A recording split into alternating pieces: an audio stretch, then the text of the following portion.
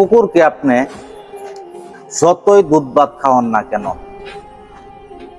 দুধ ভাত গুস্ত যতই খাওয়াইবেন, যখন এই কুকুরটা একটু গু দেখবো গু, তখন কিন্তু তার মাথা ঠিক থাকবো না, সে গু খাওয়ার লাগে ব্যস্ত হয়ে যাবো গা। এটাই বাস্তব। কুত্তার লেজ যেমন সোজা হয় না, পুলিশের ঘুষ খাওয়া বন্ধ হইত না। মাগুরার মতিউরের বড় একটা ইউটিউব চ্যানেল আছিল, যেটা 1 বছরের বেশি সময় ধরে এডিসি নাজমুলের হাতে আছিল। 1 বছরের উপরের সময়ে এই ইউটিউব চ্যানেল থেকে 1.5 কোটি টাকা উড়াইয়া নিছে। আর 2টা মামলা দিছিল। তখন ইউটিউব চ্যানেল তার কাছে দাবি করছে, যেমন এডিসির বাপদাদার প্রত্যেক সম্পত্তি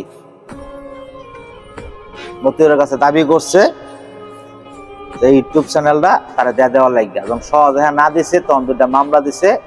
একটা হচ্ছে ডিজিটাল নিরাপত্তা নিয়ে একটা মামলা, আর একটা হচ্ছে ওই যৌন বিষয়ক ভিডিও বানাই নিয়ে একটা মামলা।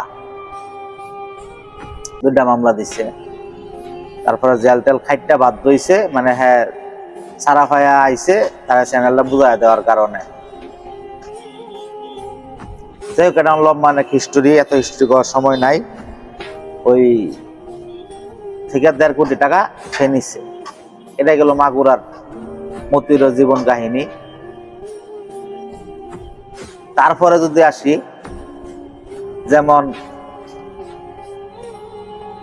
জুলাই আগস্টে ছাত্র হত্যার সময় এক র্যাব কর্মকর্তা বলছিল, র্যাবের অধিনায়ক, আমাদের 10 মিনিট সময় লাগবে সব ক্লিয়ার করতে। মনে আছে পরিচিত মুখটা? সে বেশ কিছুদিন আগে পদোন্নতি পাইছে,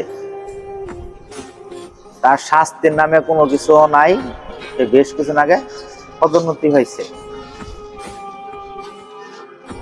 সব শেষ গত 2 দিন যাবৎ যেটা দেখতেছি, গাজীপুরের শ্রীপুরের থানার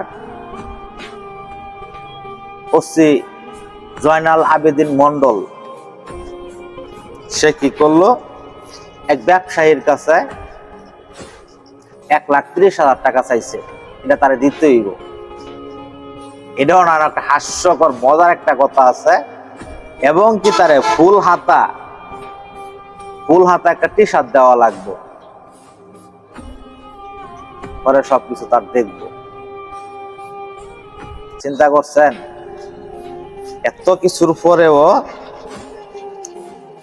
শ্রীপুরের ওসি 1,30,000 টাকা, সাথে একটা ফুল হাতা টি শার্ট দেওয়া লাগবে। জয়নাল আবেদিন মন্ডল।